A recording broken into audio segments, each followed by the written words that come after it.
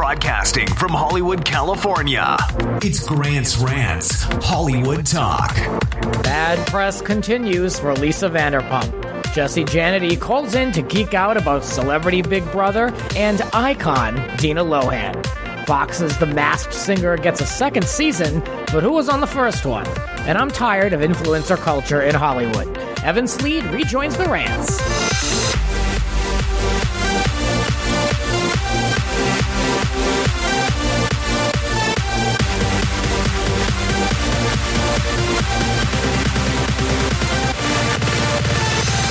Let the ranting begin. I am joined by Evan Slead from Friends of the Real Housewives podcast. Welcome back to the Rants. Hi, how's it going? I'm good. Get excited. We're going to be talking about a lot of stuff.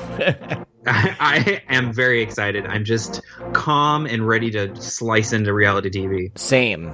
There's a lot to discuss. I instantly want to get to the top of things here with Lisa Vanderpump, someone I don't enjoy, who her true colors are showing. The true Lisa is revealed to the world, and you've still got your people who are hanging on to this fictitious character she plays in interviews, but then I know the real version.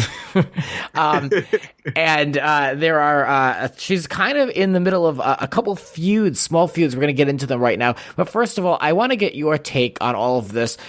Real Housewives of Beverly Hills. It's supposed to be like, she's on the outs with everyone. She was caught in a lie. Where do you stand with Lisa as of today? I'm kind of so-so on her.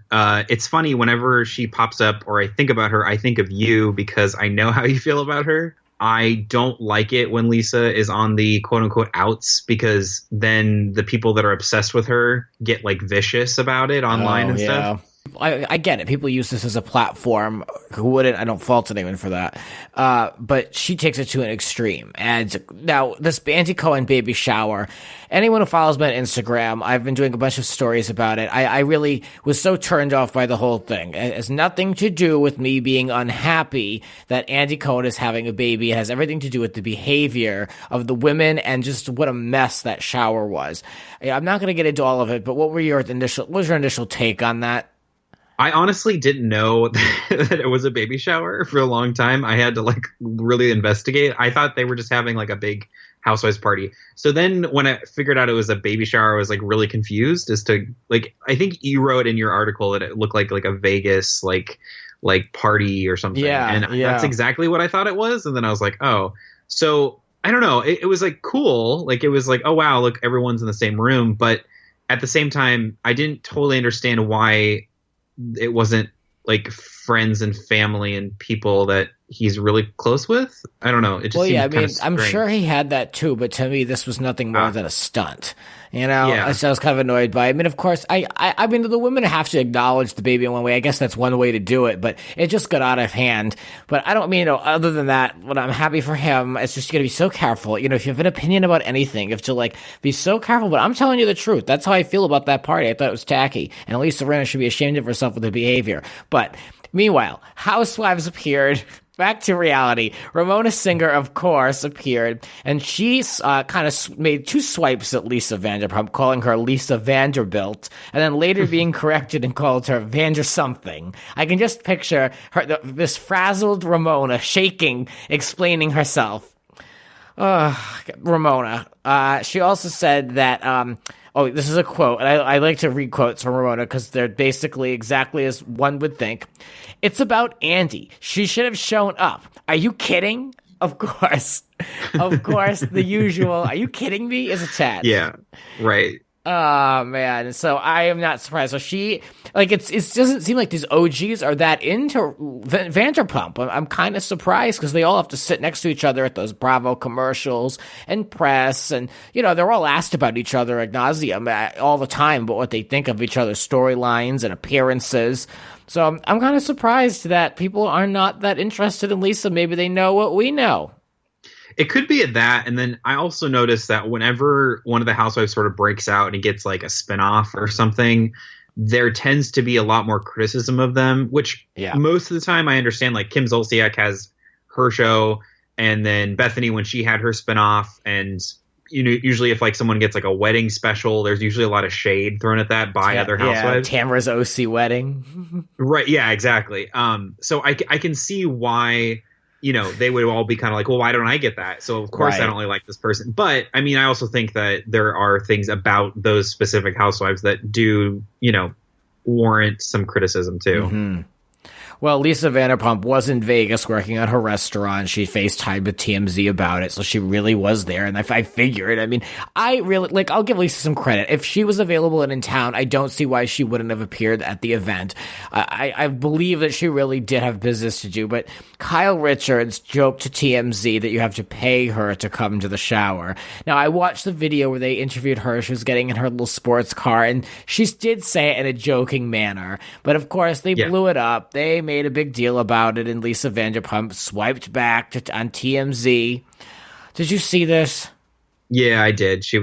What did Kyle say? Something bitchy or something like that? Yeah, it has something bitchy. And then, then Lisa Vanderpump went on to say that she has had business. She's attending to business she's had before she was a housewife. She's not a career housewife, and she's busy with her 2 other shows, or she has 2 shows or something like that. Right.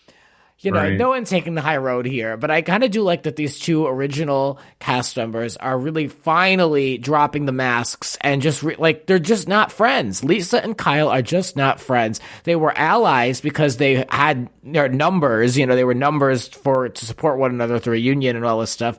But I think anyone could see that it was for cameras. Oh, yeah, for sure. And the thing with Kyle is this has happened so many times before where they kind of swipe at each other and then they, we're really good friends, let's make up. And then they make up and then it happens again. So I see this no different than the last time. I think that they'll probably patch it up and then do the whole speech about how we can't trust each other yet, but we will soon, The fakery continues. No one's really friends. Yeah, exactly. The third original, Nene Leakes, someone else I'm not really a fan of, but I thought this was interesting. She accused Lisa Vanderpump on the Jenny McCarthy show of talking her out of buying property in West Hollywood for a bar. This is the same property that Lisa Vanderpump now has the restaurant Pump at. It's on the corner of Robertson and Santa Monica Boulevard here in West Hollywood. Very popular corner. And apparently Lisa Vanderpump said it was overpriced and it was crap and it wasn't worth it. And now she's got her big establishment there. So Nene, of course, took this as the ultimate insult and said that they have serious S between them and this is really a problem. But, where has this been? Because Pump has been open, I think, since 2015, 2016. So it's been open for a minute. So, this has been a really underlying feud. I'm surprised it's coming to light now. Yeah, it's odd. There's a couple things about this that are really strange to me. I think, like you said, the timing of everything just doesn't really match up. I think Nene said it was around the time that her and Greg were living in LA when she was doing the new normal in Glee. But, let's say that they did buy the bar and they made their own thing. They don't live there anymore because they had to move back to Atlanta because those shows didn't last. Or, at least Nene's role on one of them didn't last. So I don't know if they would be in the best position right now if they had bought a bar. So I guess I just don't really get why now it's coming out as this big, she did this horrible thing to me, when in reality it probably was a better thing that you didn't buy the bar, Yeah, no, I mean, you're not based in LA. Forget it. It's a lot to manage a thing. Nene, at that time, I feel like Nene was really out of control, just the top of her game, but thinking she could run the world. And I don't think Vanderpump's any different. I mean, the egos, of these women. Yeah. But yeah, I mean, she did, according to Nene, Vanderpump did her dirty. And I can understand why she's pissed, but I looked it up. The restaurant opened up in May of 2016. I mean, time has passed. Time has passed, so, why mention it now? And, I don't get it. And I also would like to go back, and I don't know if I ever could, but just to see her and Vanderpump interact between then and now, and just kind of see what that was like, because we weren't aware of this feud. So Lisa Vanderpump, not looking too good for you, girl. You've got a lot of people against you, and she's had no good press. I mean, really, the last 6 months have been rough for her. Yeah, it'll be interesting to see how it goes heading into this new season of the show, because I think we'll have the fans that are really behind her just kind of come out in droves. but I don't know how well they'll do this time because I think there are so many different angles people are coming from, whether it's TMZ or like another housewife or something, that maybe we'll see a shift. I don't know. Maybe she could be fine, but it seems like this is different than the times before she's been in the bad light. Yeah. Well, I'll be keeping an eye on it. I'm watching Vanderpump Rules, and for those interested, The Real Housewives of Beverly Hills comes back the 24th of February. And I'll be viewing, I guess. I know. I'm like cautiously optimistic, I would say. One thing that I am so into right now is Celebrity Big Brother on CBS. Now, the schedule is all over the place. I mean, it literally is like every other day something. And then there's a 2-hour special. And I mean, I don't know who scheduled this show. It's an absolute mess. But I'm really, really living for it. So I'm talking with my friend Jesse Janedy, and we talked about the live feeds and a lot of stuff in a quick call. And I want you to hear my take on Celebrity Big Brother. I've talked about it on this podcast that it was coming, Celebrity Big Brother to CBS. And I was so excited about it. It was ridiculous. And then I ended up getting even deeper into it when I got sick. And I've been watching the live feeds. And I found out that I am not alone. Jesse Janedy is on the line, and he's watched probably just as much as I have of this season of Celebrity Big Brother. Welcome back to the Rants. Hey, Grant. Thanks for having me. Yeah, I'm like I don't know if I'm like excited about it or if I'm like should be worried at this point that I've been obsessed with these live feeds in this show. Well, there's like when you watch Big Brother, there's like two things. There's this air show that comes on like prime time, and then there's the live feeds, like you said. There's like everything else that you can watch. It's like two different experiences you get with Big Brother. And I, for one, do not really enjoy the one that airs on CBS. I think that it's highly formulaic. It's all about gameplay. They show maybe about 20% of what actually happens, which I understand, but they also are airing like 3 hours of show a week. So I think they could do better with that. It's just too reliant on format. So when it comes to these live feeds, it's less like they let everything hang out and I'm watching every minute. Yeah, it's so funny. So I used to watch Big Brother, like just the regular show back in the day. And, some seasons, I think I've only watched 2. And I liked it. Then as the seasons kept going on and on, I was like, okay, I'm kind of over this show. And then I worked at CBS, and I saw the outside of the Big Brother house with the new cast that had gone in right before the celebrity one. And it had kind of brought up a little excitement, like, oh, it's cool. You can see like the backyard and like, what an interesting concept. And I was working in production. So then as I'm watching this celebrity season, because I love Tamar, I love Candy, I was like, I was so excited and hoping that New York was going to be on, but whatever. I know. And I know. That's always and I was like, let me watch. So I watched the first like CBS version, and then I have this Big Brother After Dark that comes on Pop TV, and I watched it's 3 hours of the live feed, and I was just finding myself like obsessively watching these clips, and I'm like, then I watched the second episode, and I'm like, I already saw this stuff, and this is horrible editing, and what is happening? Like, this wasn't even the juice, this isn't even the drama. And then I really paid the money. I paid the money, y'all, to be a part of the live streams, and they are. It's fascinating. It's so, especially working in production, and especially to see what they choose. I would love to work with them because just the turnover time that they have to actually put an episode together is fascinating. But it's so chopped and so short, and like if you haven't watched the live stream and you're like, I ain't spending my money, it's so worth it. It's so freaking worth it. I know. I mean, if you want the full Big Brother experience, it is worth paying because, I'm watching for Dina. And if you watch the show on CBS, she's not even on the show. I mean, they couldn't do any less to feature her. But Which is crazy, Grant, because she's like... She runs the house at night. I'm sorry. She runs the house. Yes, she does. And it's so funny to me because I had to hit you up about it because nobody really geeks out with me about it.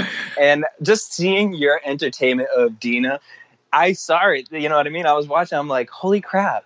She's either like just the most genuine person or she is fucking genius. And maybe it's a little mix of both, but like watching her live, I know you've always loved the Lindsay and Dina and like all that stuff, but like I never got the hype over them because I never paid attention. Like Lindsay, great movies and stuff like that.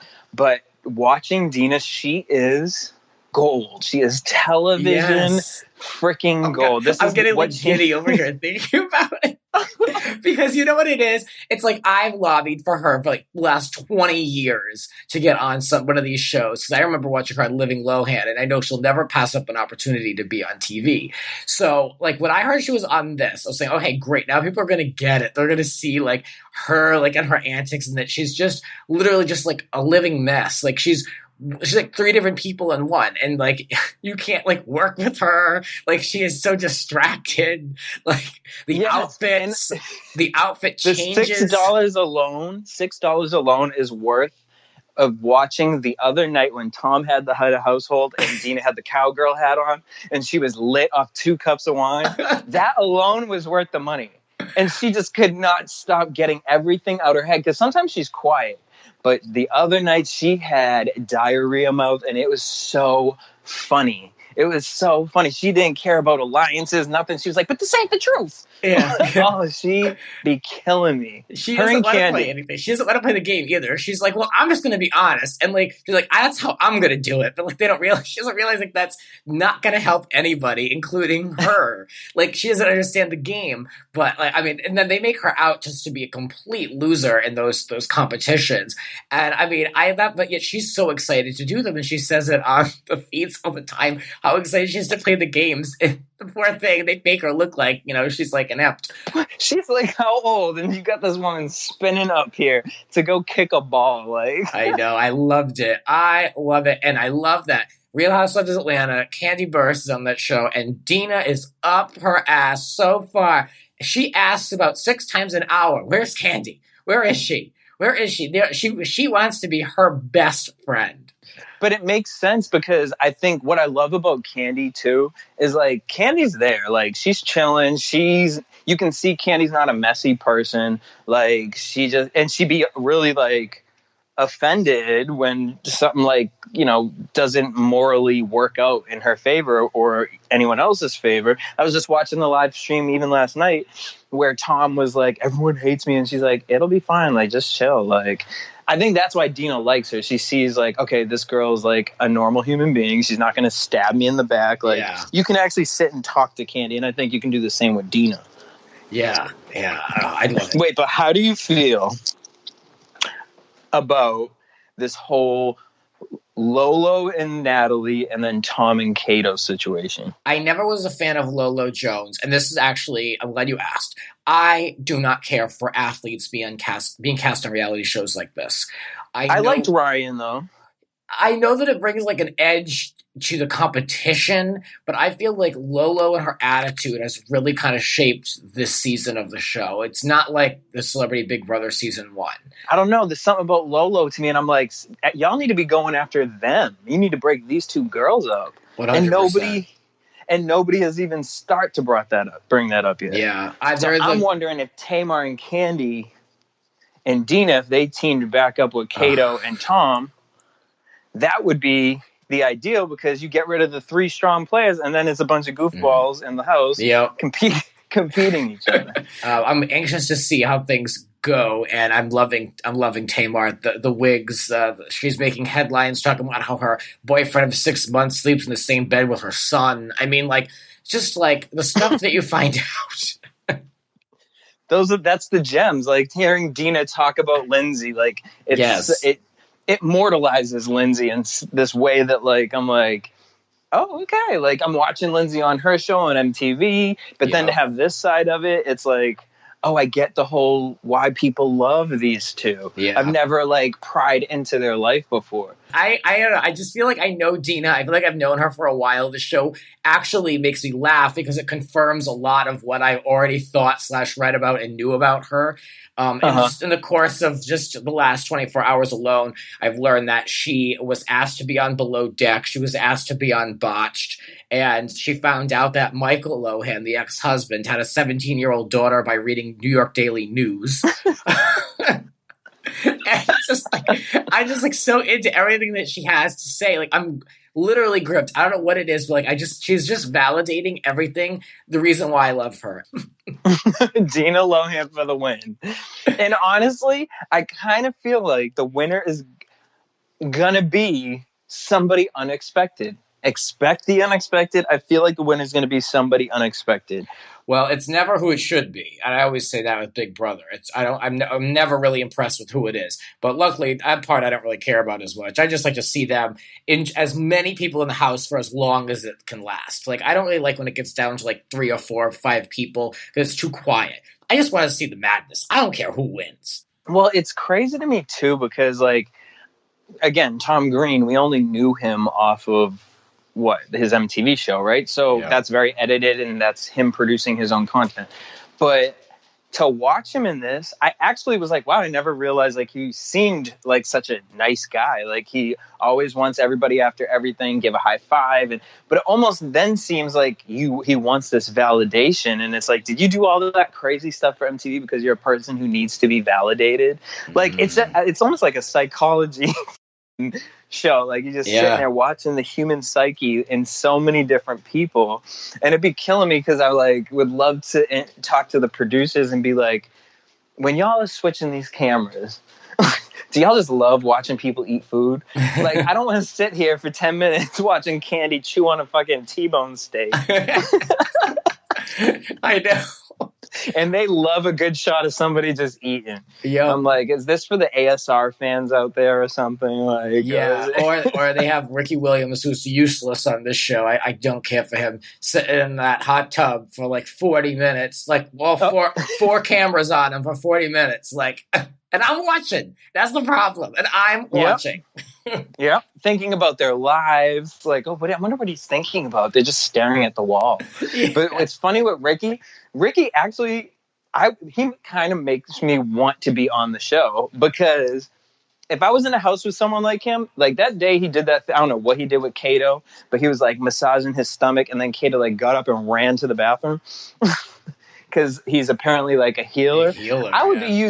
I'd be using Ricky every day. Like, I need a back massage. Like, he just seems like someone that's just like, yep, all right, hey. Mm-hmm. He's so bored. He has nothing to do in the house, and no one is utilizing that. I would have been utilizing that.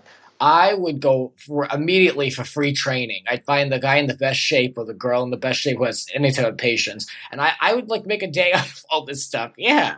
I would utilize everyone's resources, and then I'd hang out with Dina all night. I would never leave Dina's side. Like, I'll be honest with you. Like the questions I have for that woman, I need to know about the debt. I want to know about the status of the house. It was in and out of foreclosure. I want to know the last time she spoke to Michael. I want to know how often she visits Lindsay, her relationship with Oprah. I mean, these are literally the questions off the very top of my head.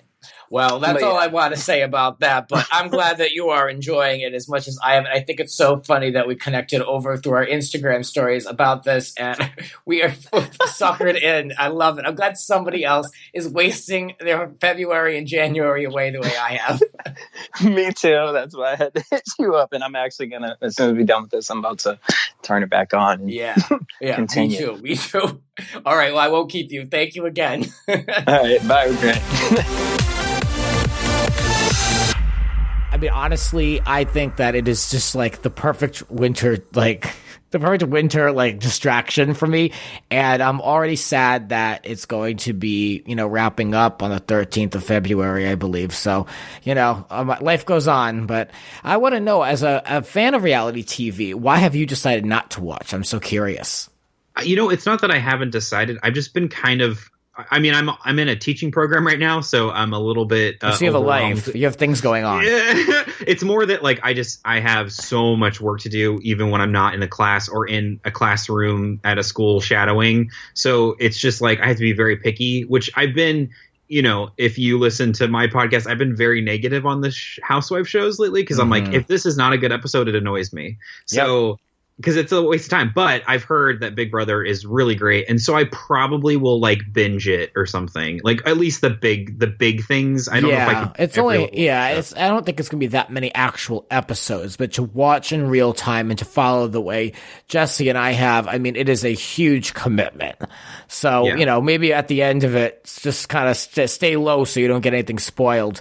But yeah, that's my recommendation for people right now. If you're looking for an escape, like, Dina is in full force, so absolutely watch it. Oh, I can't wait. Her being on it was like a huge reason. I was like, okay, I definitely need to watch this at some point. 100%. Unfortunately, CBS doesn't understand that, but I'm watching for Dina. Okay. Well, we're going to take a brief break, and when we come back, I want to discuss this Masked Singer over on Fox. And then I'm going to talk a little bit about this article I wrote over on Medium.com, and then more with Evan as well, and we'll be back in a moment. Now this. You're listening to Grant's Rants. Subscribe and spread the word. There are a lot more rants to come. Listen anytime on all major podcasting platforms. And now, back to the show. And we're back on the Rants here, talking with Evan Slead from Friends of the Real Housewives podcast.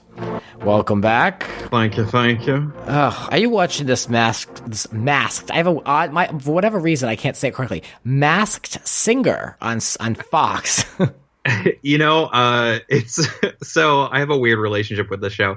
I tried to watch it because I was mostly curious because it was originally billed, and I'll bring this up later, as these are going to be singers that but you're not going to know who they are. So I was like, oh, I wonder who would agree to do this, Yeah.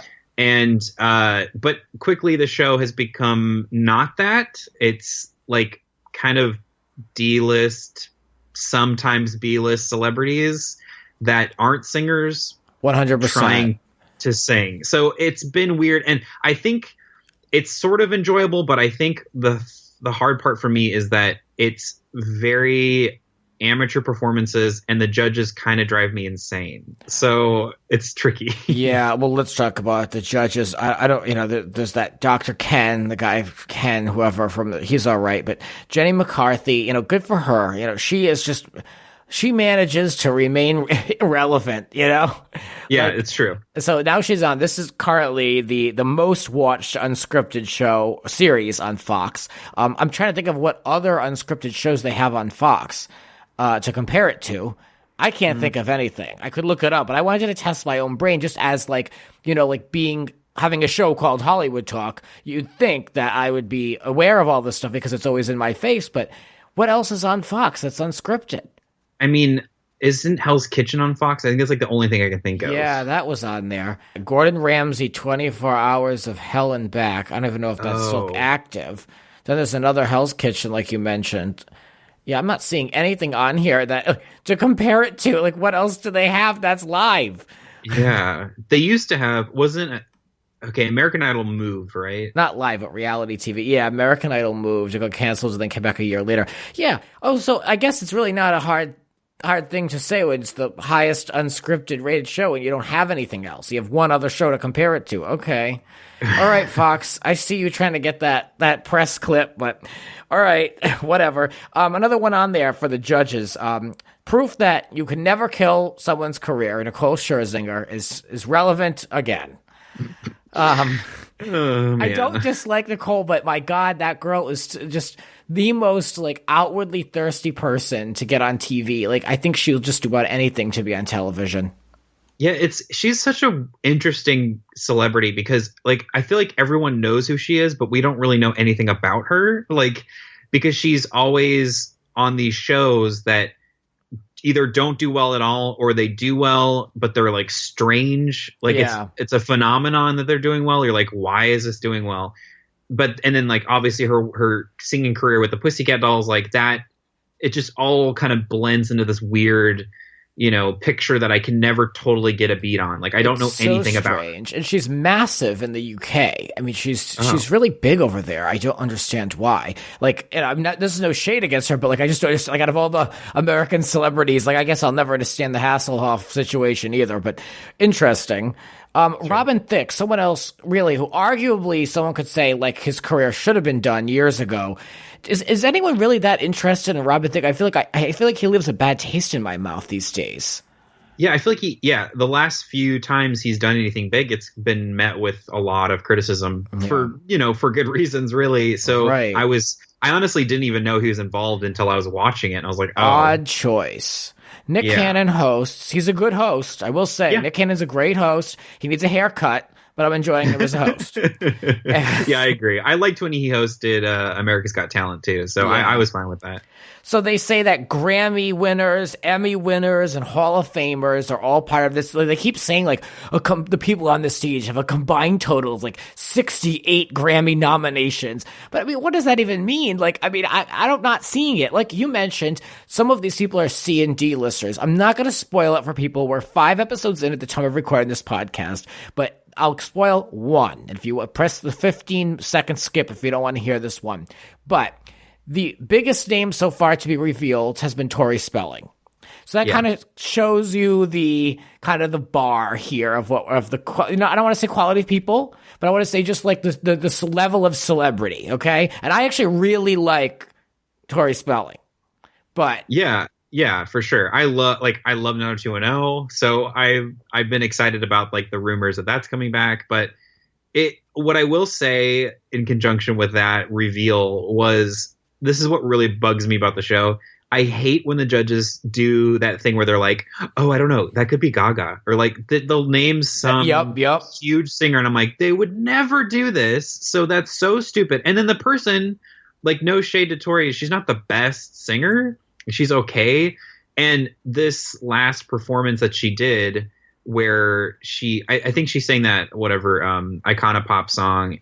Yeah. And they were like, oh, she's really come out of her shell. And like, she's literally standing in one spot and like putting her arm out for, I don't know. It just like, it seems like glorified karaoke in a way. Yeah, and I don't know why they're like, wow, they're really good. Like she's professional. And I'm like, what? Yeah. I mean, I'm convinced that one of them is LaToya Jackson. I mean, it's basically like a dead giveaway for me. But some of the others really stump me. For those who don't know, it's this costume show. These people, like we mentioned, these celebrities. I should have said this at the top, but these guys get in costumes, men and women, who are of some note and come out and sing, and then the panel of judges tries to guess, and then they narrow it down, and then each episode someone is revealed. And I've been very underwhelmed. I actually have binge watched all 5 episodes over the last maybe 20 hours and just see what it was like. Because if I wanted to comment on it, I wanted to really view it for what it was. And I think I'm going to keep watching now that I've got this far into it. But the show did get picked up for a full 2nd season. And we'll see how it goes. I know you can probably bet Nicole will be back. She's not going to miss an opportunity. Oh, no, definitely not. I'll throw my hat in the ring and say I'm like 90% sure that one of them is Kenan Thompson from SNL. Oh, I didn't even think about that. Like I know because he sings on SNL like in a jokey way, but there's one of them. I don't know. I think he's like a monster or something in this show, but I was like, that sounds like him, but just actually singing well. I think Ricky Lake is on it too, but that's what I'm saying. Like, and I mean, all right, like when you have to guess celebrities, you kind of have to have some type of a gauge of like what type of level these people are at. I mean, like you said, like the teasing of Beyonce and Lady Gaga is a little much. You know, but like, you know, if we could kind of figure out like, okay, we're dealing with people from like a different time or people that are, you know, kind of like the reality TV bargain basement level, then okay, then it's a different type of game. Now it's like, now I can play. Right. Yeah, exactly. It's like a weird show that shouldn't really work, like, but that it sort of does, but I don't know. I don't really even know how to feel about it still. Yeah. No, I'm looking at it. You can find it over on Fox Wednesday nights at 8:00. So if anyone is interested, let me know if you're watching actually, because I'm curious to know how people are receiving this show. Because apparently the numbers are good, but that doesn't always mean that it's quality. Sure. So I wrote an article over on medium.com. I never really do anything like this, but I felt really inclined to put pen to paper here, looking at just kind of like this year in general. My goal is to do more hosting and to branch out. I have, you know, kind of a better setup this year than I did last year with regarding like what I can get away with, I guess. Like I can do other things.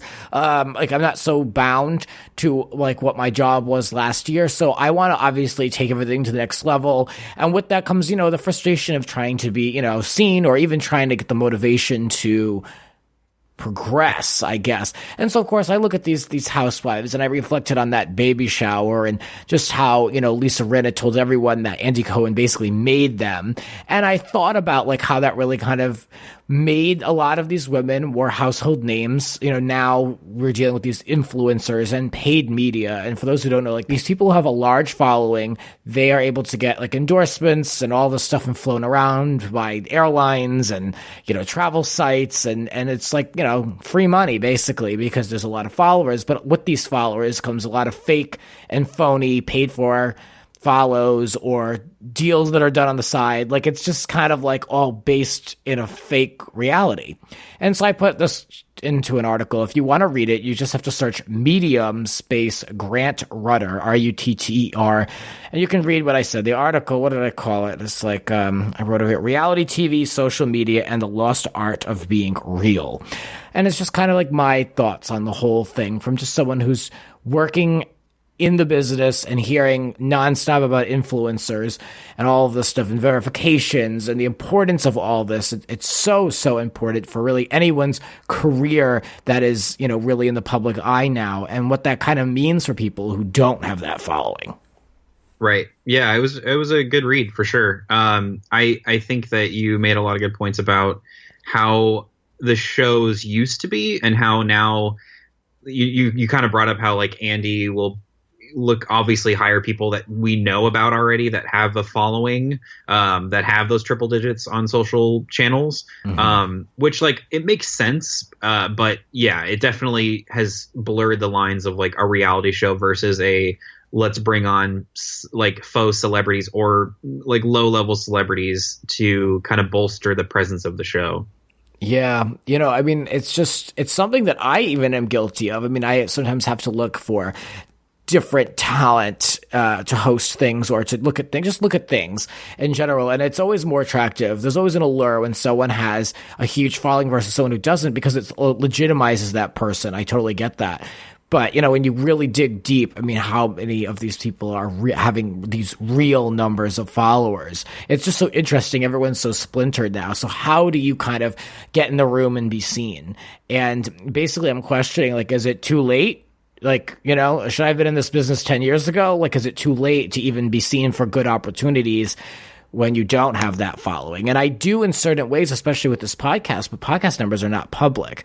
And it's also silly. That's the whole point. It's not me whining about wanting to be Twitter verified. It's really just the frustrating times that we're in of having to have this like currency that is this number of followers. I was on this website once registering myself for something podcast related, and they just wanted to know your reach. And so you add in how many Twitter followers you have, how many Facebook followers, Instagram, and all this stuff.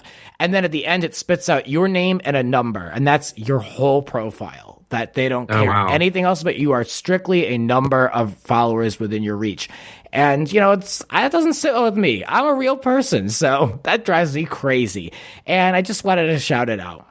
Yeah, and like you said, you are a real person with real opinions. So, it makes sense that you had that desire to kind of call it out. Every once in a while, I'm just like, I feel like I have to speak out.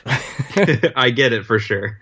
So fill me in. You talked about the Housewives, your frustrations with the Housewives briefly. What are you thinking? And, are you finding it a challenge to podcast about Housewives right now? Yeah, I definitely do. I think I don't like saying this, but thank God for Vanderpump Rules, just because there's something to talk about. Because the people on there are so crazy and there's always something happening. There is at least something that Joe and I can talk about on the show. But when it comes to Housewives, like there's been times where I've started an episode and just started skipping through it because I'm like, okay, more talking. Okay, more talking. Mm-hmm. And then and I know that's sad, but like I need a fight. So I feel like lately they haven't really been delivering. New York was really great last season. New Jersey's been hit and miss so far for me. Some people think it's awesome, but I don't know. I'm very shaky on these new people they added.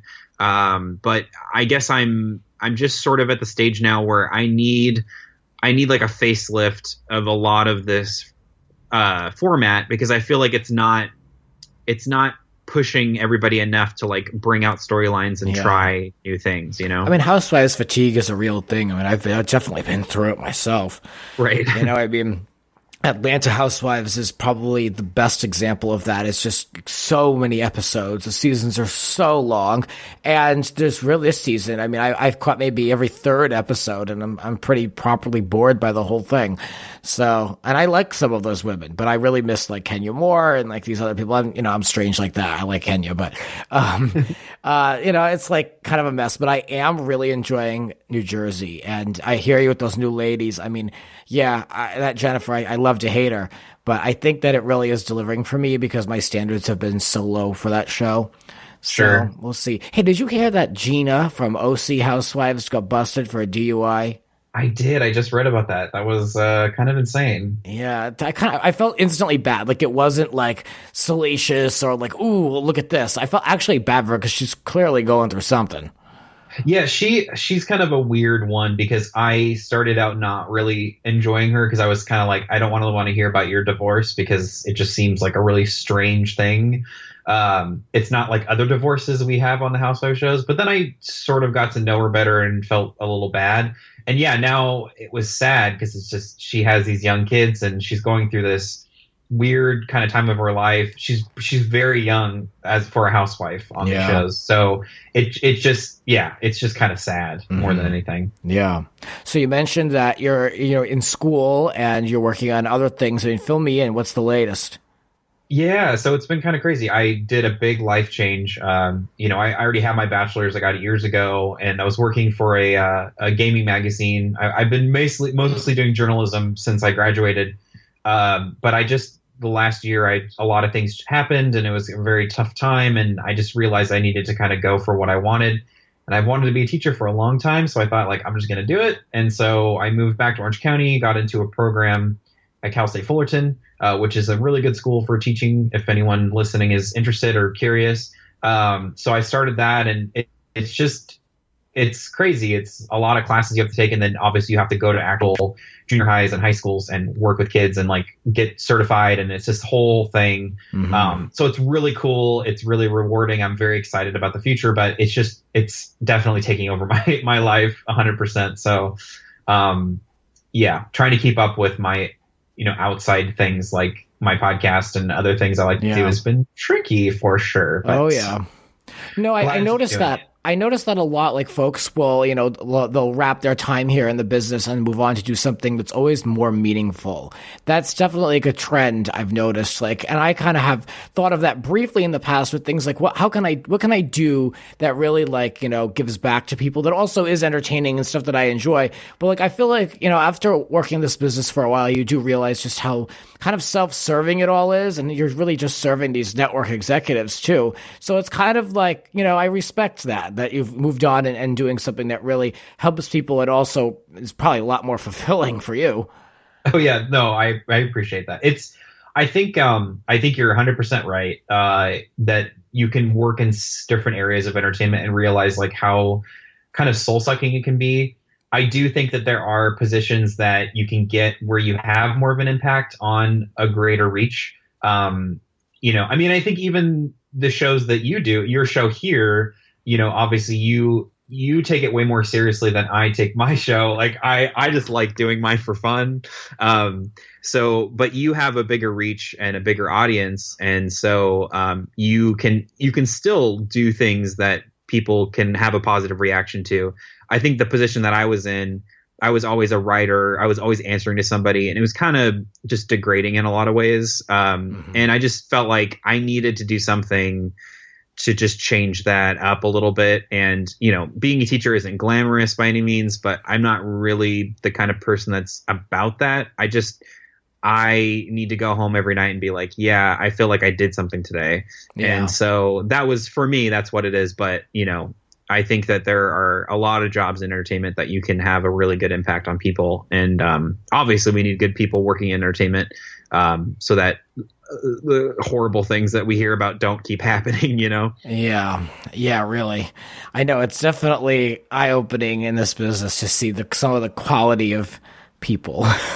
Yeah, absolutely. Well, good for you for, starting, like a new journey. So Keep me posted. And of course, we'll have to talk about Housewives and reality TV and more good stuff. So thank you for coming on the show. I appreciate it. And we'll talk soon.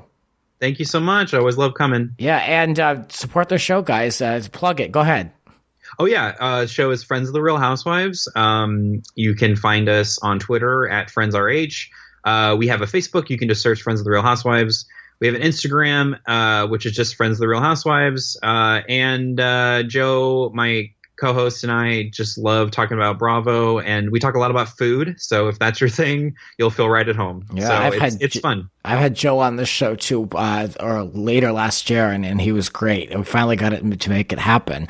And I mean, I encourage you guys to check it out, because if you go on iTunes and you scroll down underneath Grant's Rants, it shows all the shows that, you know, are similar, related programming. And you guys are always at the top of that list. So I think our audiences would, you know, really enjoy each other's shows. So check it out. Absolutely. Yeah. And Grant has been on our show too, and you'll have to come back on it, of course. I've been trying to make that work for a long time. I keep forgetting to invite people. I just don't think about it. But I'm glad you reached out for this, so I can be like, cool, come on our show now. Yeah, I'm ready. Let's do it. Cool. All right, guys. Thank you for listening. I love you for that, and we'll be back with more rants. Thanks again, Evan. Thank you. This has been Grant's Rants. Support the Rants on Patreon at patreon.com/Grant's Rants. Follow Grant on Twitter and Instagram at It's Grant's Rants. Cover art created by Howie Rone. Voiceover by Aw Yeah! Original theme music by Alexander Arntzen. The Grant Michael Collection.